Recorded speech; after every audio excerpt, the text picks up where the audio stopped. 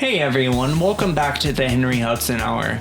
Today I want to introduce you to my friend Jared, and this ended up being a really thoughtful and personal conversation. We talk about what it was like growing up in Puerto Rico, the cultural differences between life there and life on the mainland, the challenges he faced after moving to Texas, and the experiences that shaped him along the way. We also get into music, resilience, identity, going through difficult periods of instability, and what it's like now pursuing a future in medicine and medical school after everything he's been through. It's an honest conversation about adapting, rebuilding, and continuing to move forward even when life gets difficult. So let's get into it. Hey Jared. Hi Henry. How are you today? Doing all right.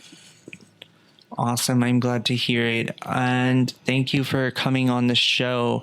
So when you think about growing up in Puerto Rico, what's the first image or feeling that comes to mind? I remember parts of my childhood in my great-grandparents' house. They have like about 2 acres and they had. And I used to live some time or spend a lot of time with them in that property. And that's what I remember, my great-grandparents just feeding the chickens, the last pig that they had, and making delicious things out of coconuts. You mentioned spending a lot of time with your great-grandparents. What role did they play in your life? Well, my parents divorced at 4 when I was 4 years old. And so after that, it was just my mother working. So she would have me a lot of times with the great-grandparents until she got out of work and could take me home. I don't know, my family's a little fragmented, and so like my grandmother was always working far away from where her parents lived, and so we were the main people who were in contact with them most of the time. And what was everyday life like for you growing up there?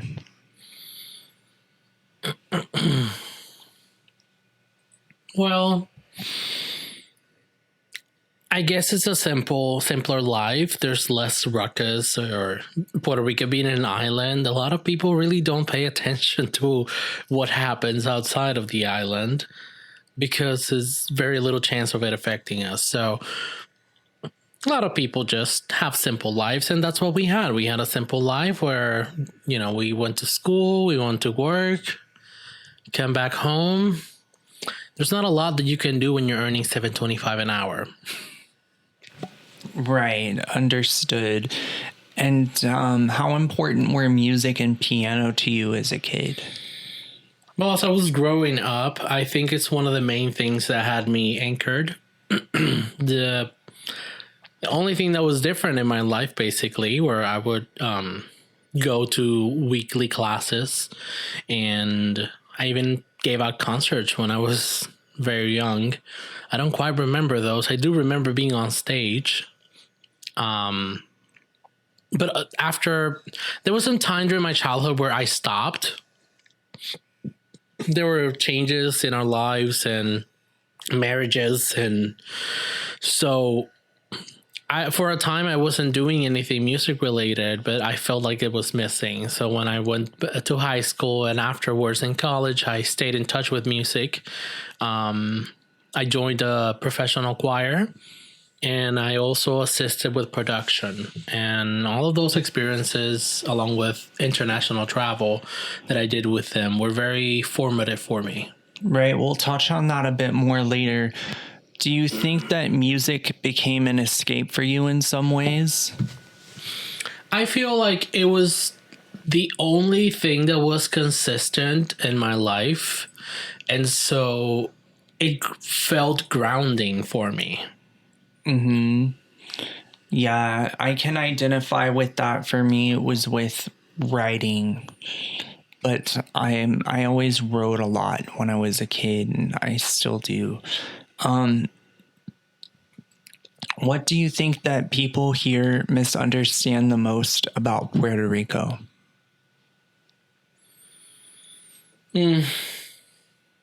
Well, there's a lot of things that people misunderstand about Puerto Rico. Um, Most of it is the confusing state of, is it a state? Is it a territory? What really is it? What laws really apply?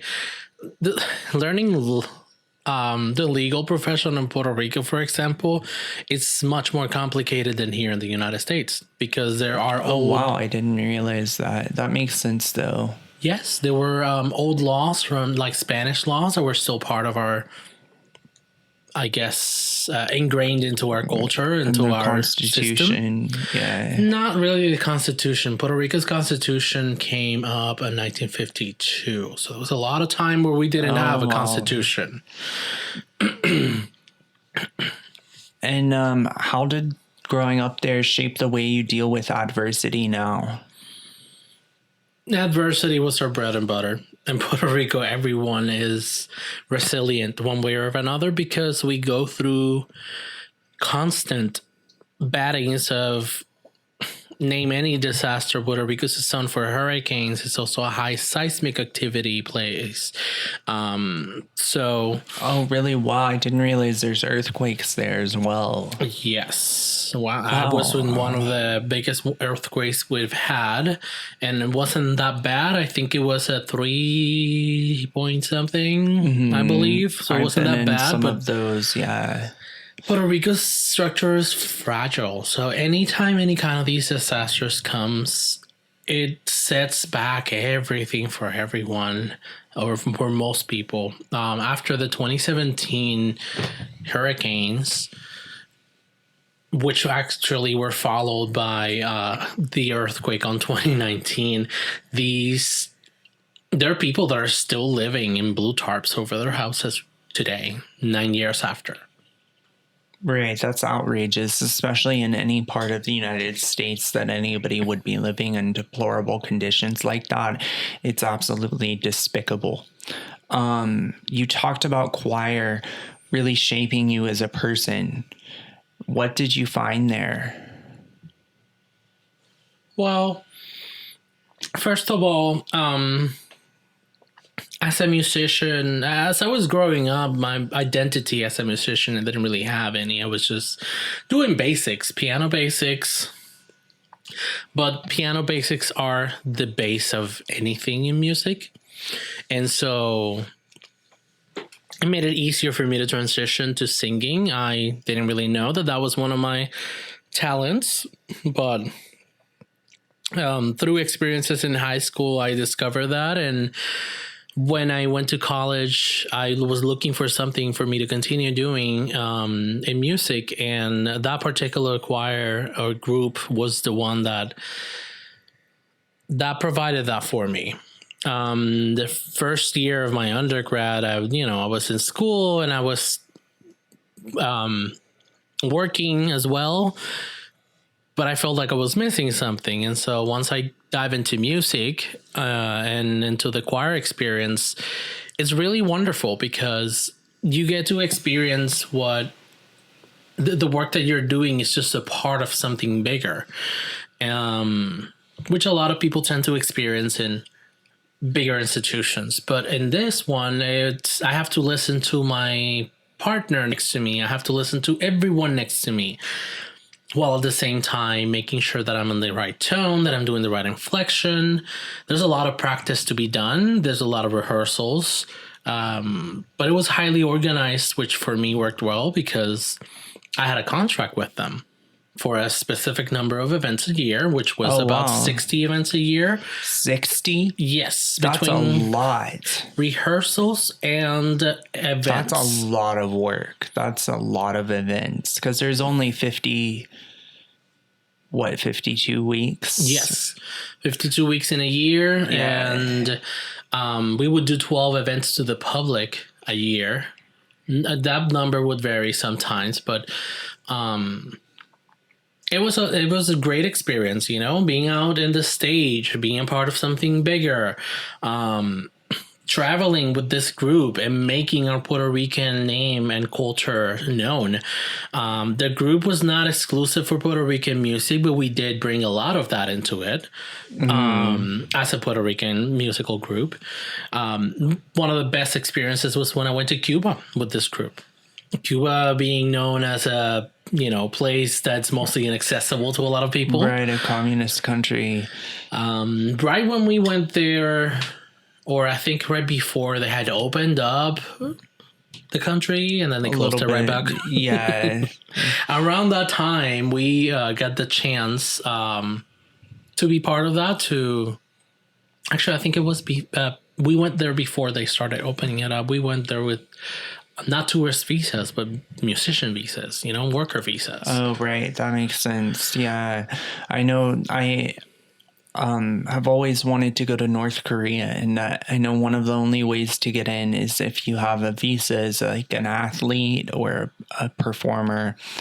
Was there a moment performing or singing where you felt truly seen?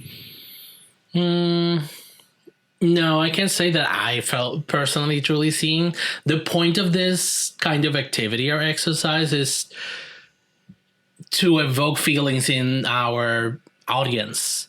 And so what the audience really sees is the whole of the group, is the work that we do as we do it together. There were moments in that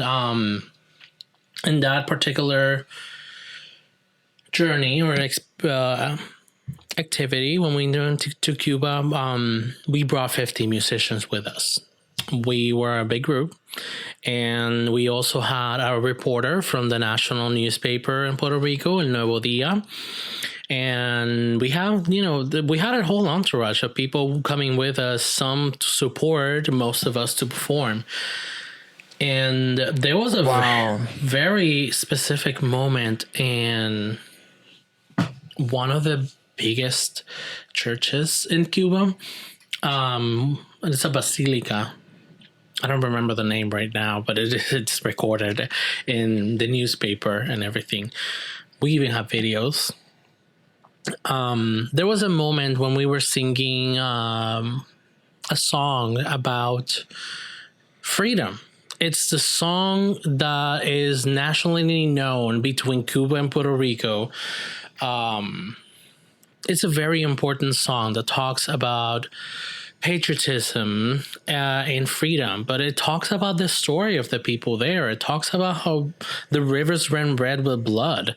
It's not a pretty story, but it's a story of freedom that really connected with our audience. They started singing in with us as they were standing up, and I was holding my cries inside me as I was still singing, holding the feelings of crying because it was very emotional.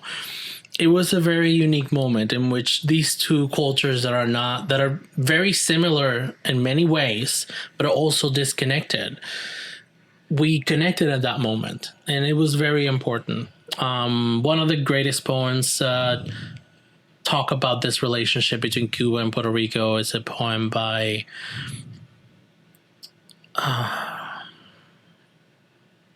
I am blanking out on the name right now, but it's a poem. Lolita Rodriguez de Tio, I believe. She said that Puerto Rico and Cuba are like two wings of a bird.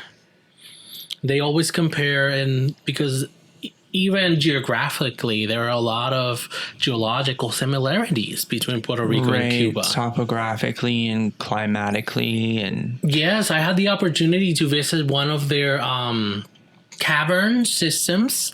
Puerto Rico has a cavern system with an underground river. In Cuba, that river, we could navigate it.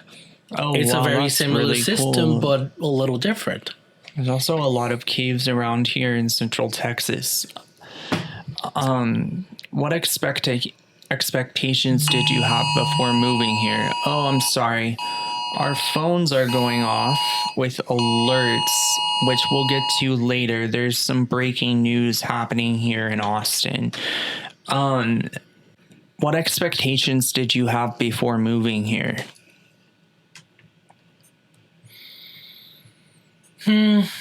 Well, when I moved here, while it was always my plan to make this move after I finished some of my career goals, when I moved here, it was less planned and more of a let's do it right now. When I moved here, it was I don't want to say a spur of the moment because it was not. I have been actively planning to move, but I wasn't anywhere close yet. And when I decided to move, I just came here. I literally just bought a ticket, put a notice on my job, and came here with a suitcase, and that's all I had. Expectation wise, I didn't really expect much, but I did know that there are a little bit more resources here for me to be able to make it on my own. There are resources here that are not in Puerto Rico or not accessible, and that made the difference. How different did Austin feel culturally compared to Puerto Rico? Well, Austin is a very unique place. It is the capital of Texas, but it's nowhere anything like anywhere else in Texas. Right, exactly. I know. So culturally, I would say Austin is very much open, very much more free. In the personal sense, I guess. There's a lot going on here in Austin. There's a lot of people that constantly travel through Austin, which is different from Puerto Rico, where it's an island. And while there's, we have an international airport, we do have circulation of people, but it's a lot less than here in Austin. So I'd say that Austin here is a little bit more fast paced. It is a metro city. Puerto Rico has Austin is like 3 times the size of Puerto Rico. But right. In Puerto Rico, technically, there's 3 times the population in Austin. Mm-hmm. And they're subdivided, I would say, by areas and municipalities, and culture can differ between these two. So Puerto Rican culture is not one big thing. It's a wide variety of things. But I would say mostly that comment that Austin feels a little bit more open. Right, maybe a little more multicultural. Yes. Was there a moment where you really felt like an outsider here? I don't think I have stopped feeling like an outsider here. Now, well, I have U.S. citizenship because Puerto Ricans get that. Culturally, I don't feel like I am part of the United States. I don't feel like I grew up in the United States because I did not. Right. I can't imagine that weird dichotomy of being from, technically you are an American, but then at the same time, it's like you grew up somewhere so foreign to the rest of the mainland. It must be a strange experience for sure. Well, that wasn't entirely foreign because Puerto Rico does enjoy some, I guess, a different relationship with the United States than any other Latin American country. For example, we have a constitution, but guess what the United States did a few years ago? Before Trump came into the office, Obama came and instituted the Financial Fiscal Board in Puerto Rico, which literally goes over our constitution and uses Puerto Rican public funds to run. Oh, wow. I didn't know about that. Right now, in the last year, everything has been held in Puerto Rico because it had to go through the board. Every single dollar from every single department or institution had to be approved by the board. And so everything is stuck and not being done, especially then when board members started quitting and being removed. The latest, Donald Trump removed the last ones, and there was only one single person as an obstacle for everyone else in Puerto Rico. That single person being the board. One person on the board. Wow, that's insane. I had no idea that happened. I did keep up with the news about the aftermath of the hurricane, and it was just shocking and really sad. I want to be respectful about this part of your life, so only share what you're comfortable sharing. What do you remember most vividly about the period you dealt with being unhoused? It was after the hurricane, not immediately after, but soon after. A lot changed once that hurricane hit. We were 6 months without power, and the whole Puerto Rican life had to stop and try to reflower, grow back. All the trees were without leaves. They were looking all creepy, like here in the fall, but that doesn't happen in Puerto Rico unless it's a hurricane. So there were a lot of things that changed after that time, and a lot of houses that were unavailable, a lot of housing spaces that, first of all, there was a shortage to begin with, and now there was an even bigger shortage because people needed to do repairs. A lot of places got destroyed or hit or damaged in some way. Even if it wasn't by the hurricane, part of the damage that came after, and the biggest damage that came after that hurricane, was water. It came with so much water that it destroyed so many places, mostly because no one could get to it for at least a month once that happened. So right, there was water damage, and there was also the problems with the electrical grid. Yes, there were immense water damages, like way too much damage. Like, there were communities that were swept away by rivers that overgrew, and you would see people on top of the roofs trying to stay above the water. A lot changed after that, and so it was really hard for me to find housing or something that was decent and stable for me. I had to rent out without leases for people that had a room in the house and they could spare me their room, and I spent a lot of time doing that, just paying people off cash for their rooms because I had no ability to obtain a lease or to get a place that will allow me to continue doing what I need to do. How much of that experience was about survival versus trying to hold on to your goals? That's, I can't say that all the time it was the same.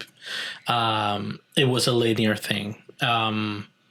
Because when the realization hits that I don't have a home, that I don't have anywhere to go, survival instinct kicks in. I need a place to stay first. And while I'm trying to work on my goals, and I always kept them close, I always had to step back and try to survive first. Right. That makes sense. Some of that period where I was homeless happened here too, because I was already homeless in Puerto Rico.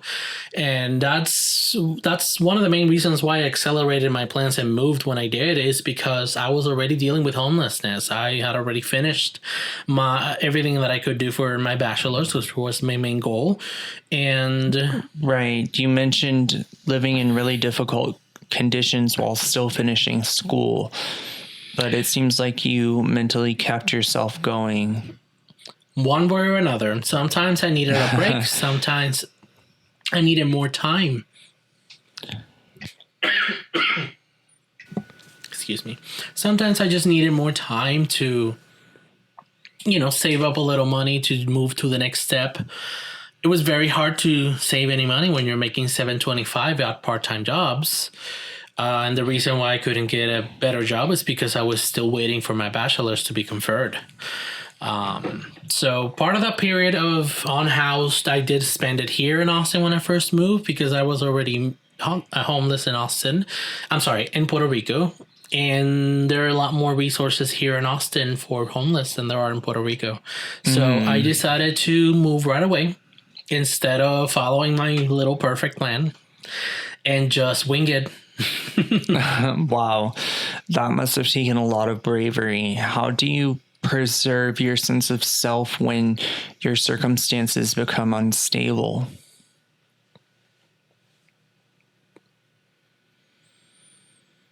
Depends on the specific circumstance and how long I've been in that circumstance. But Like, the longer I spent in that situation, the worse it got for me for a while. Um, there was a time that I couldn't see the light at the end of the tunnel. I kept going because I knew that it was the best step that I could take for me. And once I arrived here, it was still a little hard at the beginning, but I guess when you start moving on and you start looking, for a place or a job or something, you spend some time in it, you start feeling and knowing if you like it, if this is something you want to keep doing or not. And every job I took, it was something that I don't want, but it was something that propelled me forward. So much as to the point where I actually got into stable housing on my own with a stable job. And now it's just a matter of, again, doing the things that I know that I like. And once I got into the job with the medical office that I am with now, it started to feel a little closer to what I want, to what I like. I understand the systems. I know how to go around them if I need to. And what do people misunderstand about people who are unhoused? Oh, there's always the judgment, the straight line that people draw when they say, well, if they're unhoused, it's because it's their own fault. And they want to stay like that. Or they use drugs, or they're horrible people, and that's why no one wants them. There's a lot of judgments made to people who are unhoused, and like you said, in Austin, there's a lot of unhoused people, and it's something that Austin keeps trying to deal with, and I still see little campsites here and there. Working downtown, I worked with the homeless quite a lot. And what I realized about most of the homeless population downtown is that they were simply mentally ill and that they needed medical treatment, and that they could not get the medical treatment that they needed because they could not afford it. And so having been through that experience, it grew to have a lot of empathy for people who are unhoused, because I realized that a lot of them are in a situation where they're simply bipolar or schizophrenic, and they just need medication or therapy, and they have no access to those resources because of the medical system in the United States. Or they have no one that can do those things for them. Right, exactly. No family, no ties. Exactly. Do you think those experiences permanently change the way you see people?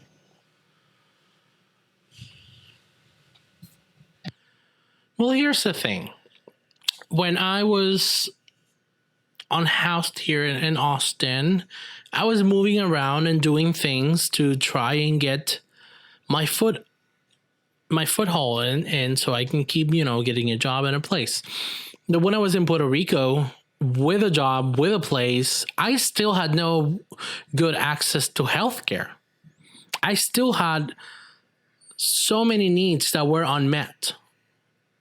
And in nutrition, in healthcare, and my mental health, even regular checkups, it was very hard to get in with a doctor. Most people in Puerto Rico who don't make more than $20,000 a year, they get the government healthcare access, which is typically really good, but it has a lot of rules, and all the paperwork to obtain that and to get it and to maintain it takes time, money, and you have to go in person to do the paperwork. You can't do it online. You can't do it in any other easier way. They always wanted to do it in the worst way possible to make it harder on people. And so I had my own, but it was subscribed to a different geographical area where I was.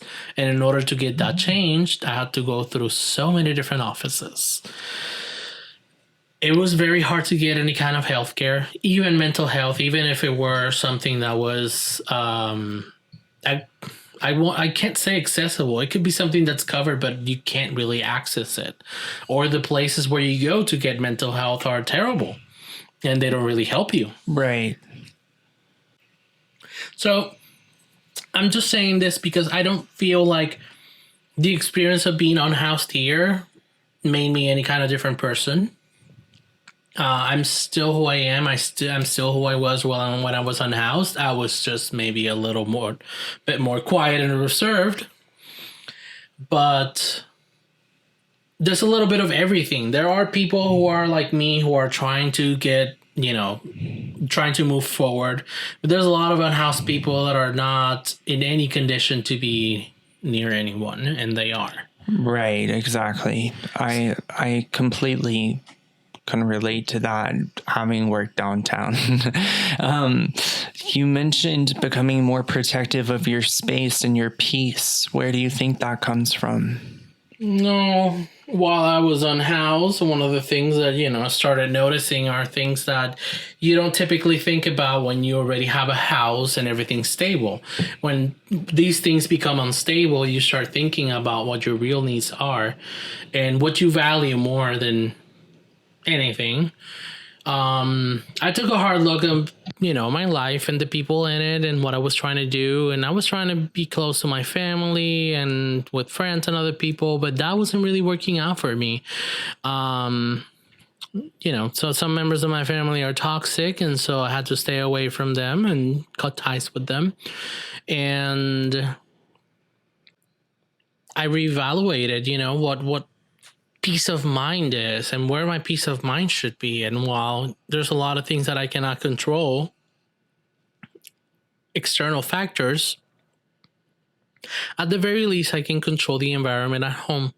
And so I've made my home my protected space, the space that I want for myself, for my loved ones, which in this case is my partner, and just us, that's where we chill. That's where we relax. And from the outside world, from all the stress, it's the things that I value in my home. Do you think resilience is something people are born with or something life forces you to develop?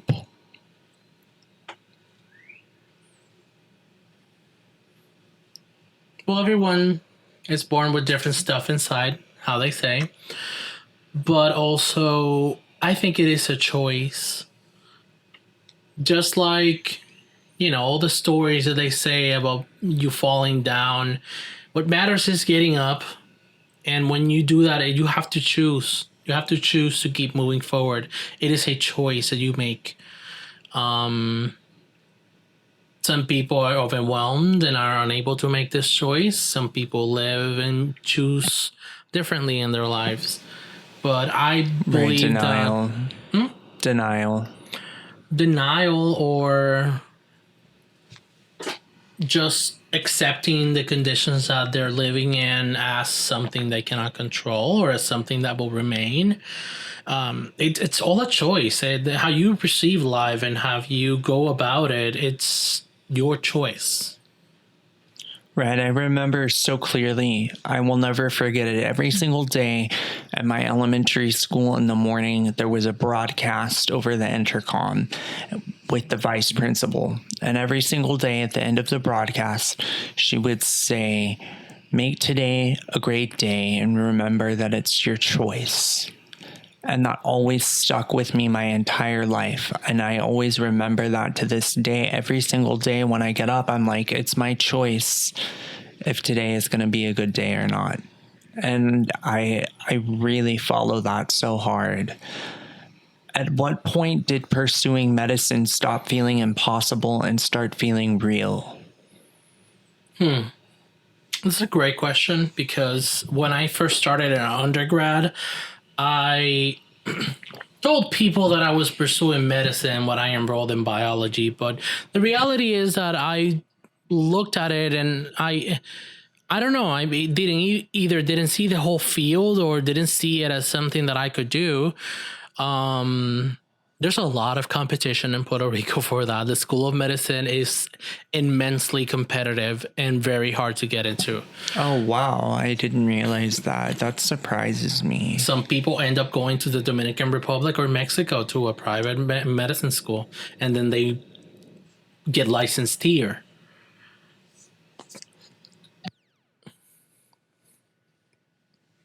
But as I was starting my undergrad, I got together with, some classmates, and we actually started a organization of pharmacy, future pharmacists, and it was very interesting. And while it may not necessarily be like directly related to what I'm doing, I was also a member of the Dentists Association, but it was all about what we were doing and learning the experiences that we were having and learning more about pharmacy field, that it's a growing field. That was what I was aiming towards at that time, mostly because I felt like pharmacy gave me good leverage. As I kept going into my studies, natural sciences kept feeling a little harder and harder, or more abstract. I feel like that was because of my professors. They were old and outdated, and they have a very specific way of doing classes or things at my college, the University of Puerto Rico. But I would say that when I moved here and I reviewed my classes, what I have completed, and reviewed the requirements for pharmacy and med school here, I noticed that what I'm missing is the same requirements on both. And when I did a deeper dive into pharmacy here in the United States versus in Puerto Rico, it seemed like, I guess, a little smaller than what I wanted to do. And because it's very different being a pharmacist in Puerto Rico as in here. Technically, you make the same money. You get the same income, the same amount, but being in Puerto Rico, that amount heals a lot more. Right, the cost of living. And so what drew you towards medicine, even though you said it intimidated you?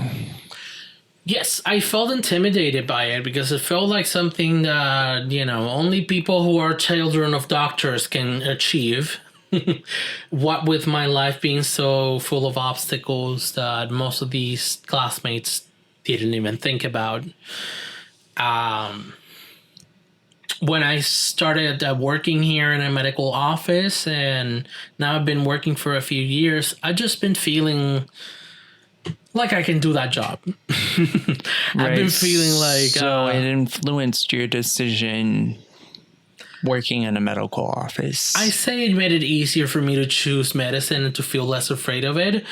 And once I'm here and I see that I can technically achieve this on paper, it makes me feel good. It makes me it makes me feel motivated to keep going towards that.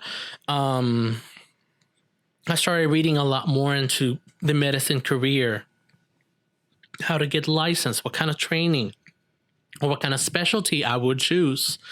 And in doing so, I liked what I was reading about. I liked what a day in the life is for a radiologist, which is what I want to do. But I also like the flexibility and B2B model that profession has, which basically means that a lot of doctors will be consulting with me instead of patients.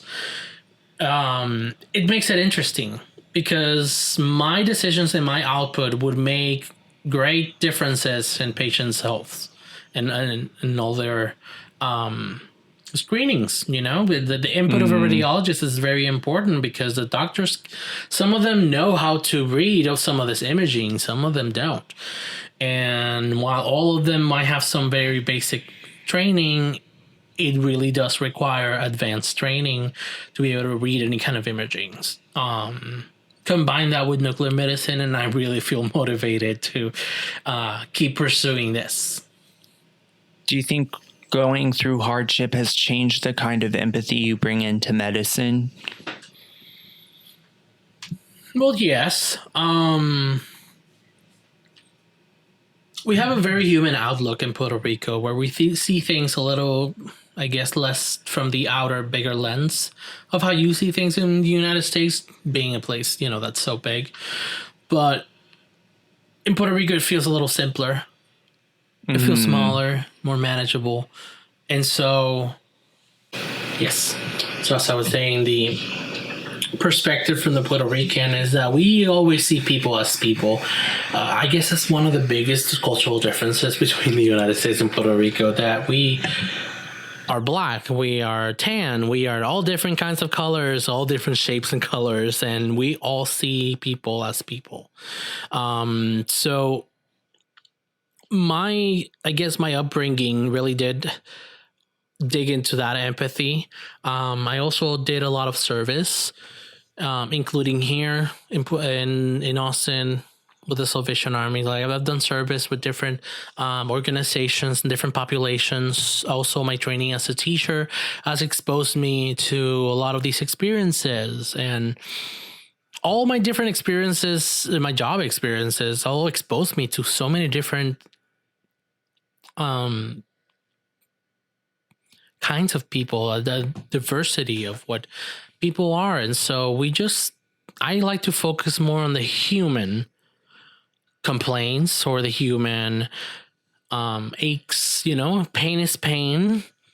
So I have a very humanistic perspective in that regards of being empathetic with other people, and in this context with patients. You talked about drifting between subjects before finding your direction. Did that uncertainty ever scare you? What do you mean between subjects? Well, for example, you said you took an acting class in Portuguese and you did music. What did they teach you about yourself? Well, I did. I like to say that I'm not a traditional candidate for med school. I'm a non-traditional candidate. I've had different kinds of experiences, and yeah, these little classes that I took on the side were something that I, not expecting, something completely outside of what I'm doing right now. Not entirely, but it feels like those classes and different experiences actually helped me put everything together. For example, there was one particular semester that I have different set of classes, but they all built on each other in a weird way.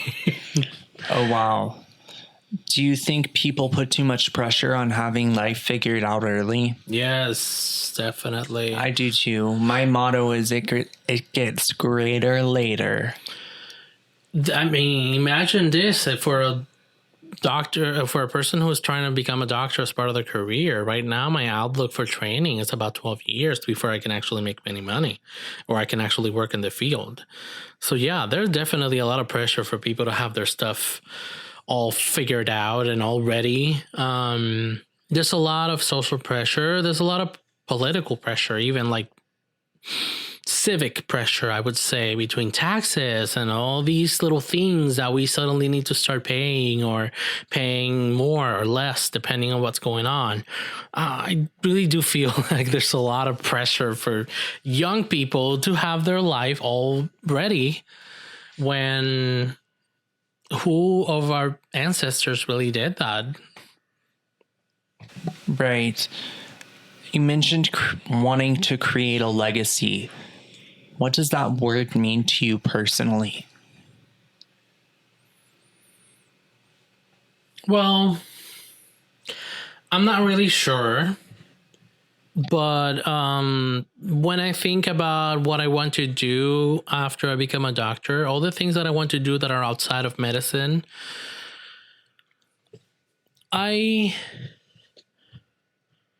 feel like I start planning. I start making so many different plans and like little businesses, or what do I want to do once I have, once you have money, you need to figure out what to do with it instead of just spending it.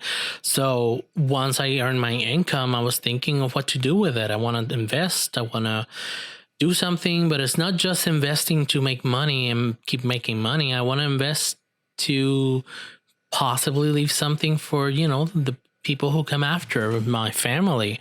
I have so many different siblings. I'm sure I'm going to have a lot more nephews than the 2 that I just got. Wow. So when I think of, I don't know, leaving a legacy, I think of working on projects in Puerto Rico or doing something that has a social benefit for people. There are so many different ways, so many different things in Puerto Rico that are needs that are not being met by the government or any other institution. And I'm thinking, why not be that one? Why not be the one who provides food when there's shortages, or the one who provides power when there's none, or housing? There's so many housing issues, and that's something that could potentially be real. And if I leave that, something that really helps the people to keep growing, then that's something that I would consider my legacy. I don't know what it would look like when I get there, but I have a vision. What would you say to someone who feels stuck in survival mode right now? Well, it's very hard to tell anything to a person who's in survival mode. First of all, they might not even listen at that time. Probably whatever you tell that person at that time, if they heard you, they will be aware of that years later when they get off that survival mode and start examining their lives and how they can move forward. That's when they will remember those words. But while they're stuck, I really feel like there's very little that I can say. That's fair. I think I could see that. When you look at your life now compared to where you started, what emotions come up? A lot of frustration.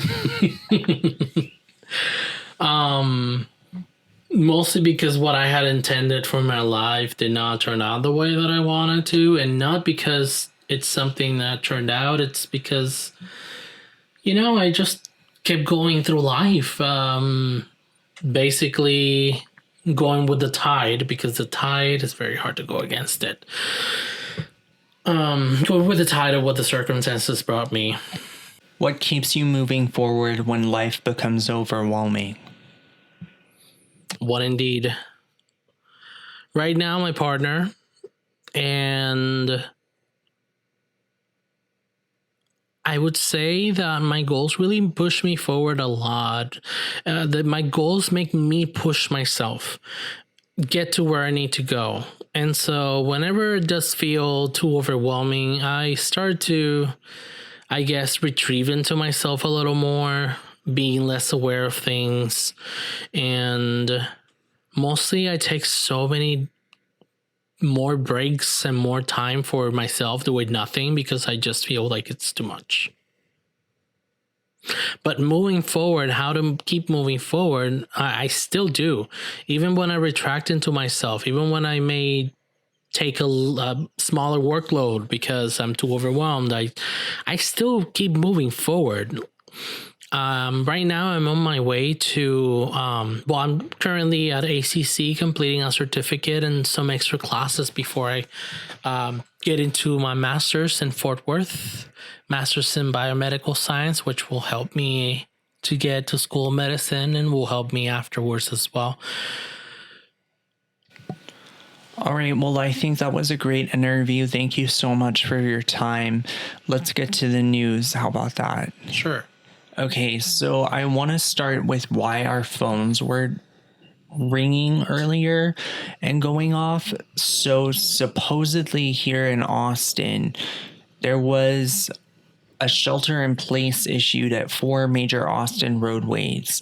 Austin police issued an emergency shelter in place alert for residents within a defined area in South Austin due to an ongoing law enforcement incident, authorities said. An emergency alert was issued around 3:22 p.m. Sunday.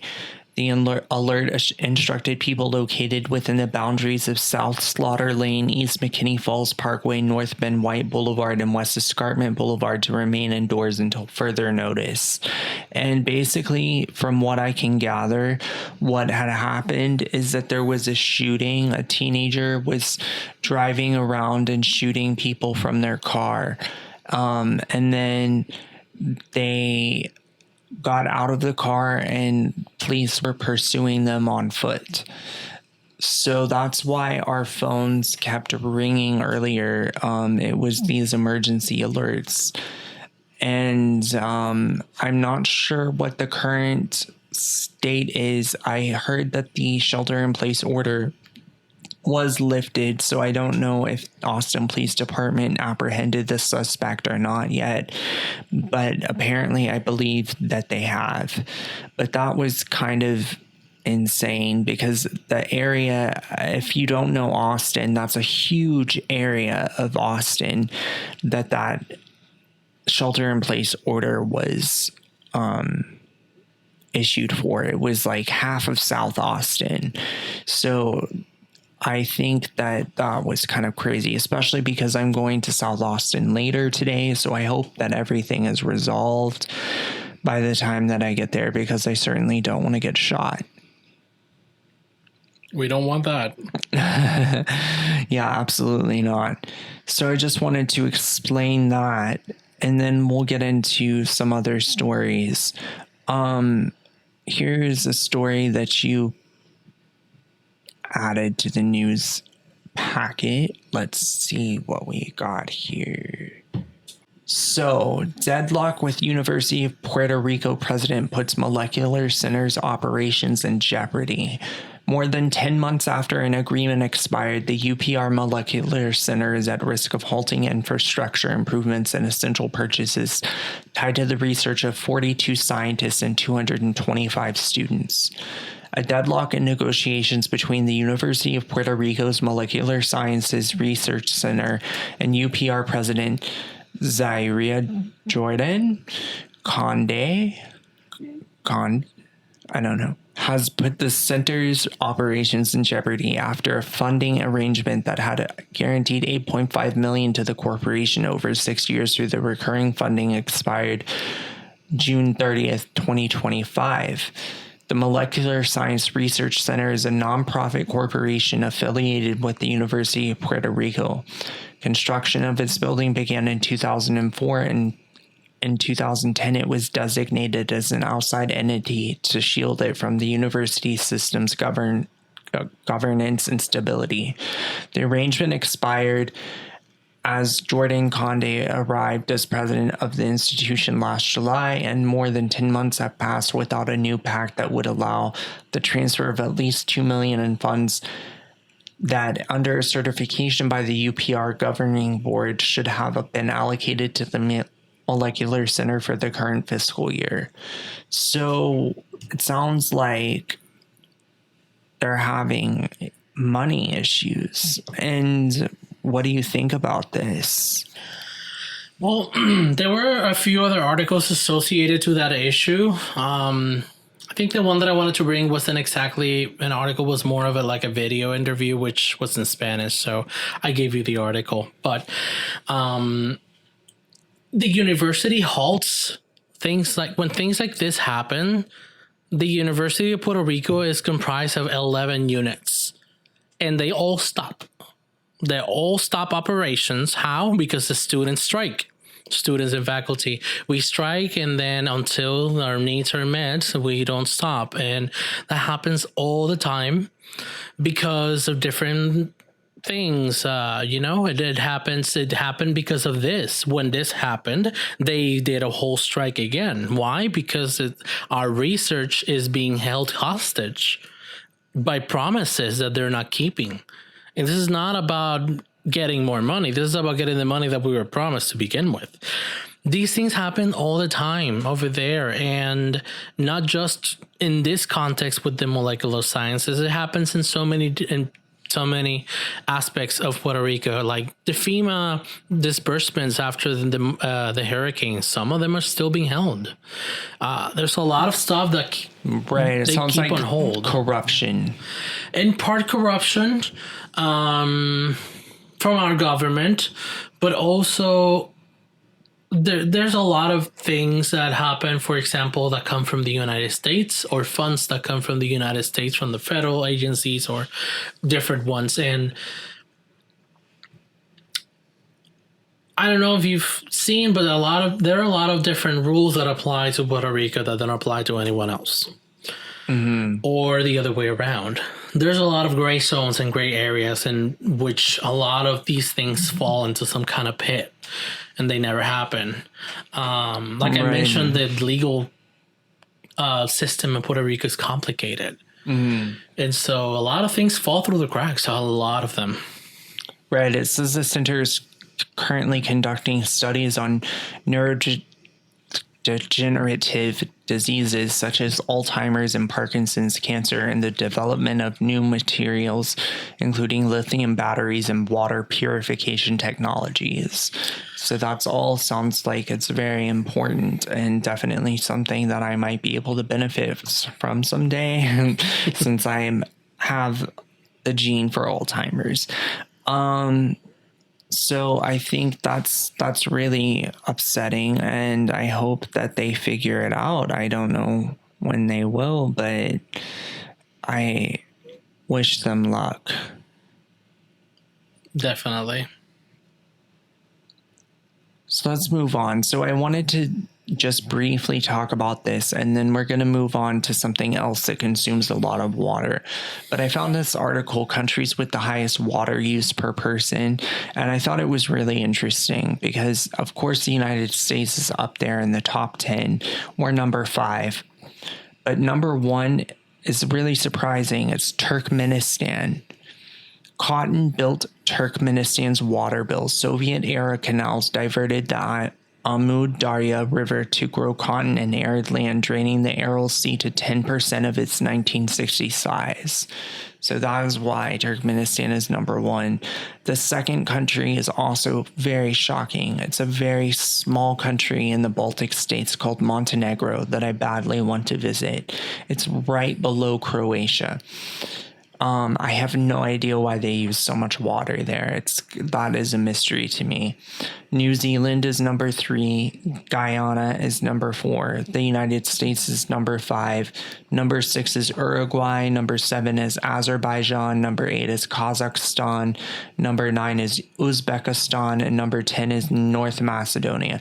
Now, these stan countries like Turkmenistan, Azerbaijan, Kazakhstan, Uzbekistan, these countries are in here, and it makes sense because they're very arid and they're using the water for agricultural purposes. Uruguay surprises me on that list. Uruguay surprises me, and so does Montenegro.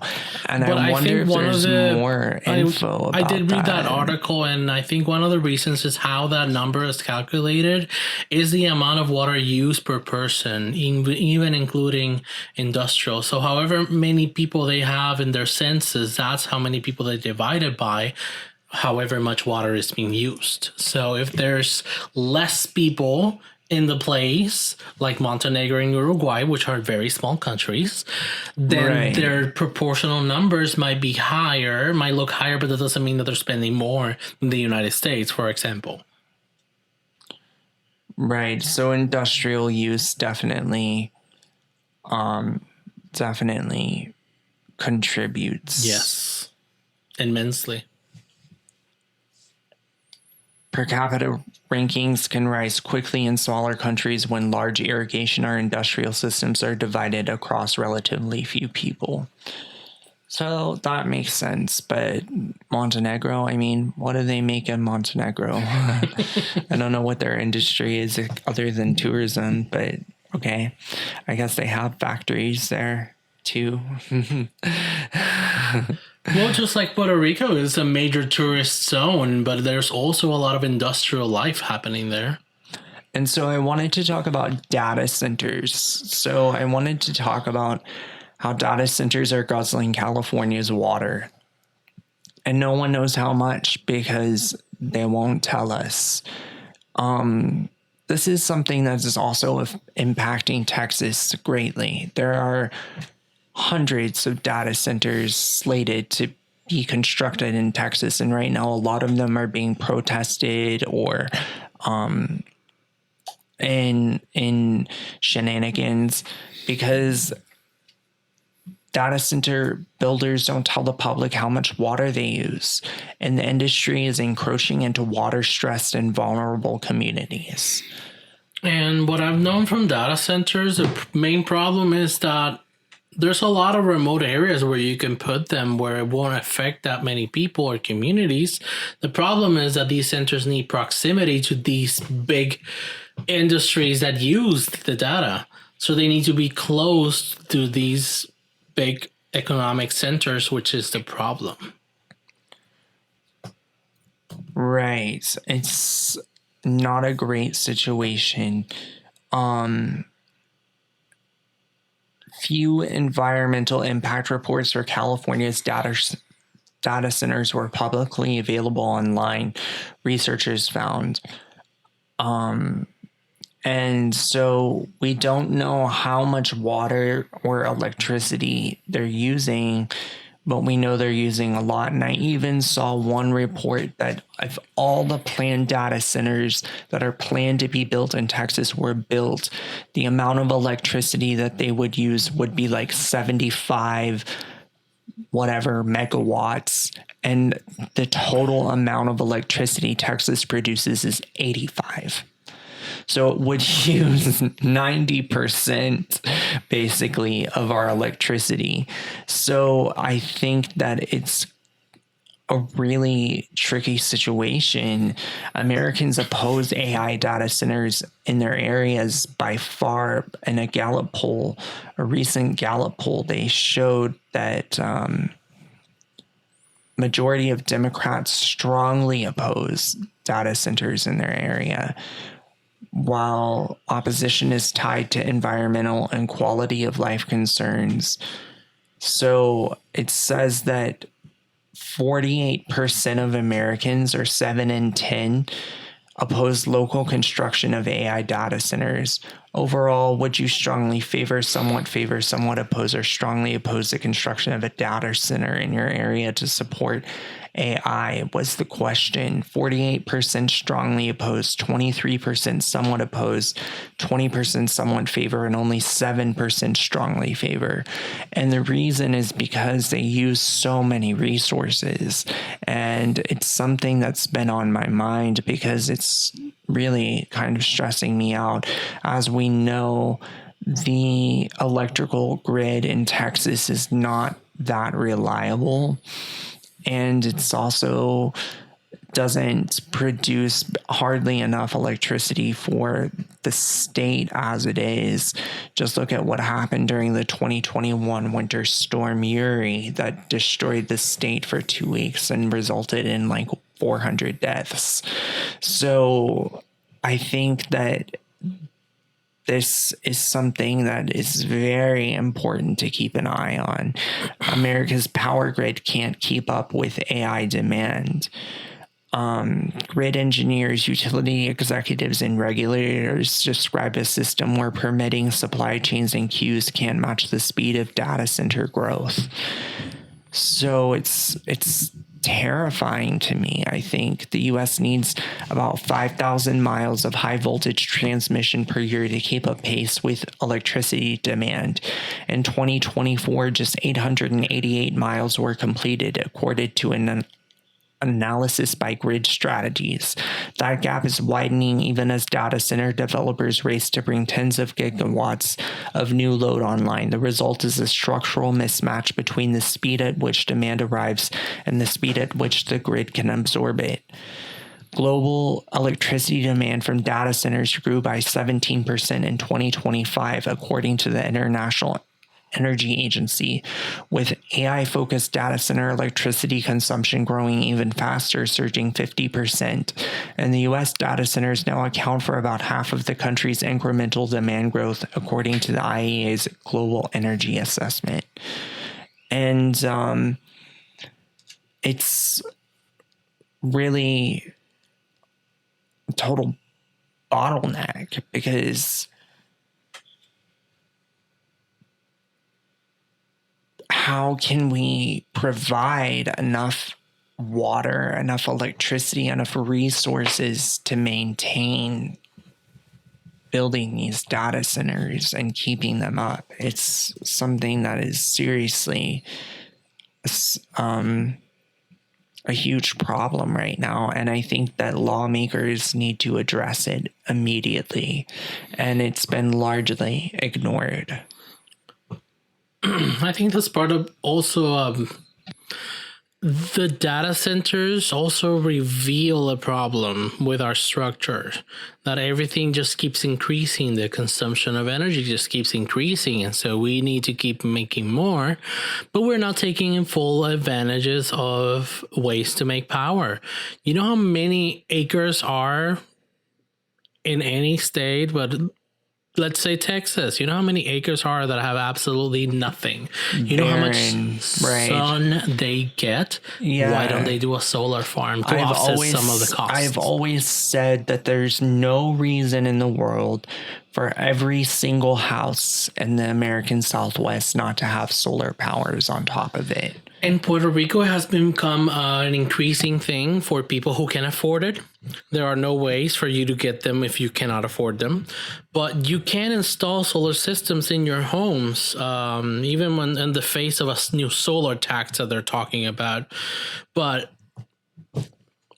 Puerto Rico has become a necessity because the power grid is completely unstable. You can have power outages every 2 hours or every 2 days, or it won't happen in 2 weeks, but the voltage is not regular, and you can have outages for days, and a lot of people really feel fragile and vulnerable at this state, so they have invested in their own systems.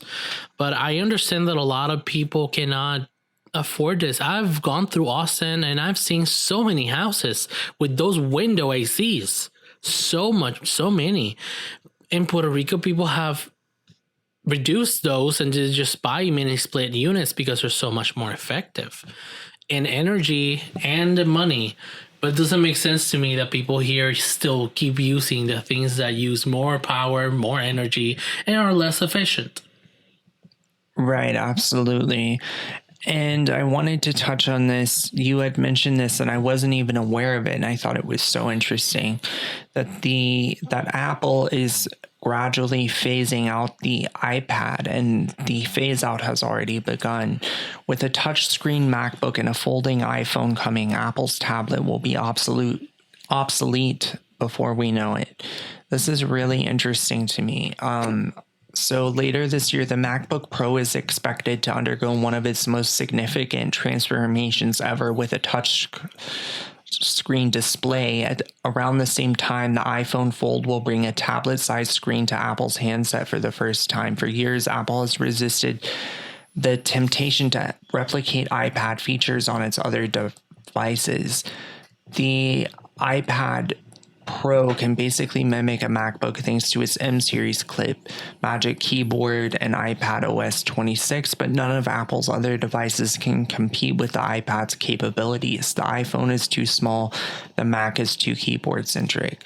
So it sounds like, and you described to me what they're going to do, but they're going to make a MacBook with a touch screen, basically, and slimmer shell, so it almost feels like an iPad. So they're gonna make it even more slimmer. They're gonna make a touch screen out of it. I don't mind the touch screen, but I don't love the slimmer part. The slimmer screen? Why not? I like my computer to be kind of bulky and.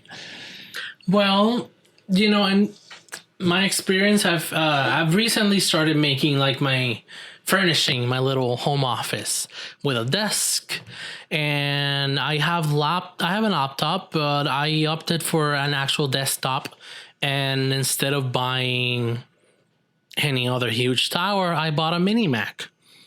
I got that hooked it up with a monitor, and I have a really good setup. My next thing, I'm thinking of just getting a MacBook Air so that I can keep doing my work on the go a little easier than, because my current laptop is a lot bigger. It's an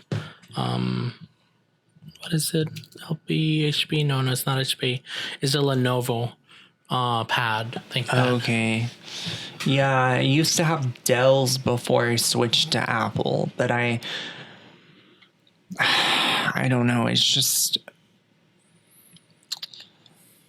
are always changing stuff. Apple is always doing new things, and Yeah, it'll be interesting to see the iPad get phased out. I think it'll be the end of an era. I know a lot of people right now are going back in time and getting iPods and using iPods again because they were useful.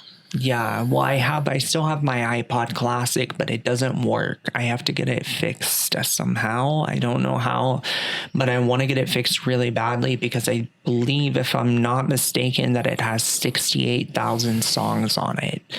And there's songs I haven't heard in more than 10 years.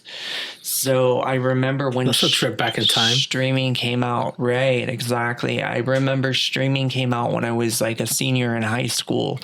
So I switched to Spotify right away. And as soon as it came out, I was like always on the new thing, whatever was in style. I don't want to be left out of a movement. I always say that. I was just thinking, because since you said that you like something bulkier, maybe a desktop will work better for you, and then you can have something lighter for moving around. MacBook Pros are typically also bigger and heavier. This is a MacBook Pro, but it's just the little one. All right, that's going to do it for this episode of the Henry Hudson Hour. Big thanks again to Jared for coming on the show and sharing his story, perspective, and experiences. If you enjoyed the episode or want to reach out, you can find me on Instagram at Henry Hudson Hour, or send me an email at henryhudsonhour@gmail.com. And as always, the music in this episode was done by John Bartman. I'll actually be on vacation next week, but don't worry. There will still be a brand new episode featuring my sister Emily, so make sure you tune in for that. It's going to be a great one. Thanks for listening, and I'll catch you in the next episode of the Henry Hudson Hour. Have a great day, Jared. Thank you, too. All right, thanks for coming on. Bye-bye.